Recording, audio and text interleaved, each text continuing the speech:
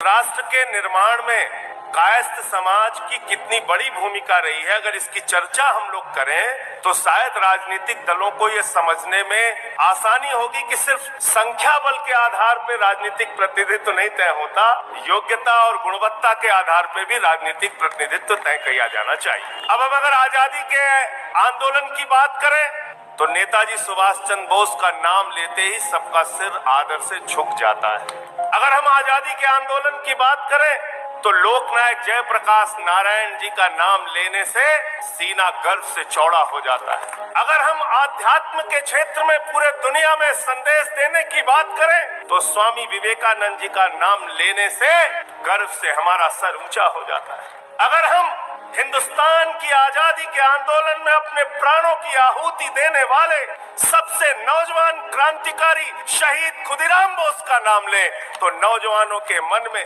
देश के लिए लड़ने और सब कुछ न्यौछावर करने का जज्बा पैदा होता है। अगर हम हिंदुस्तान के सर्वोच्च संवैधानिक पद पर देश बनने के बाद, आजाद होने के बाद बैठे हुए व्यक्ति का नाम ले तो डॉक्टर राजेंद्र प्रसाद जी का नाम सबसे पहले आता है। और हिंदुस्तान ही नहीं, पूरे दुनिया में सबसे अच्छे कलाकार का नाम ले तो अमिताभ बच्चन का नाम सबसे आगे आता है। तो आध्यात्म का क्षेत्र हो, क्रांतिकारिता हो, देश के लिए मरने मिटने का जज्बा हो, और या फिर देश को चलाने के लिए संविधान के सर्वोच्च पद पर बैठने की बात हो।